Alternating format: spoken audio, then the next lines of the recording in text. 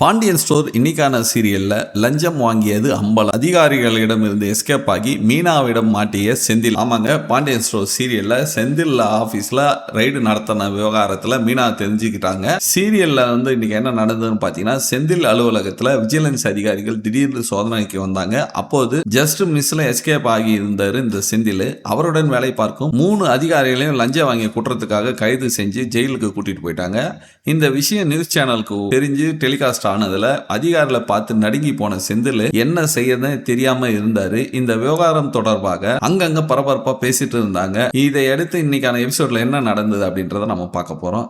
மீனா தன்னுடைய ஆபீஸ்ல சாப்பிடும்போது போன் பார்த்து கொண்டு சாப்பிட்றாங்க. அப்போது செந்தில் அலுவலகத்துல ரைடு நடந்த விஷயத்த நியூஸ்ல பார்த்து தெரிஞ்சுக்கிறாங்க. இதை பார்த்த உடனே மீனாவும் பதறி போயிட்டு, என்ன ஒருவேளை நம்ம செந்தில் மாமாவும் இவர் சிக்கி இருப்பாரோ அப்படின்ற பயத்துல விறுவிறு கிளம்பி ஹாஸ்பிட்டலுக்கு அந்த ஆபீஸ்க்கு போறாங்க. அங்கு சென்று பார்த்தாதான் தெரியுது, அவர் தலையில கை வச்சபடி உட்காந்துட்டு இருக்காரு. அவரிடம் என்ன ஆச்சு ஏதுன்னு மீனா கேட்கறாங்க.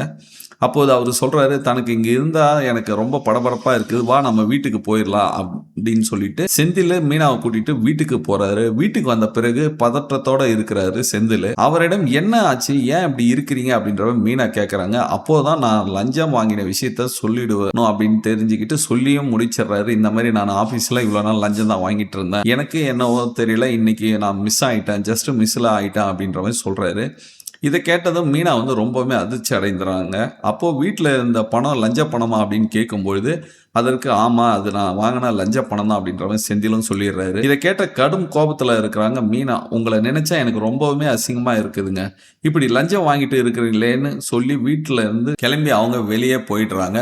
மறுபுறம் குமார் வீட்டுல தனது பாட்டி கிட்ட அரசி என்னோட சேர்த்து வைக்கிறதுக்காக சொன்னல, இப்ப அவ என்னவோ எவன் கூடய ரோட்ல நின்று சிரிச்சு பேசிக்கிட்டு இருக்கிறா, இதெல்லாம் என்ன அப்படின்ற மாதிரி பாட்டி கிட்ட போய் குமார் கேட்கறான். ஆனா காந்திமதி பாட்டி எதுவுமே பேசாம அமைதியாவே இருந்துடுறாங்க. பிறகு சத்தம் கேட்டு என்ன நடக்குது அப்படின்ற மாதிரி எல்லாருமே ஹாலுக்கு வராங்க.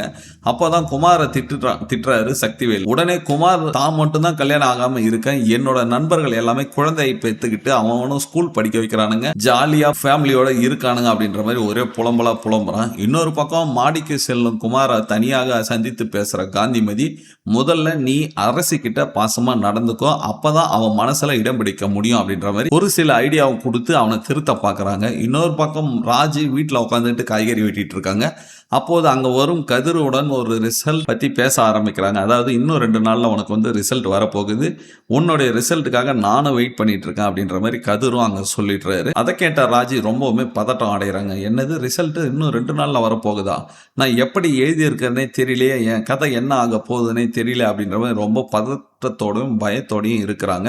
இதோட இன்னைக்கான எபிசோட முடிவுக்கு கொண்டு வந்துடுறாரு இந்த டைரக்டர். நீங்க பாண்டியன் ஸ்டோர்லாம் பாக்குறீங்களா? உங்களுக்கு இந்த பாண்டியன் ஸ்டோர் பிடிச்சிருக்கா, என்ன ஏதுன்றதை கமெண்ட் பண்ணுங்க.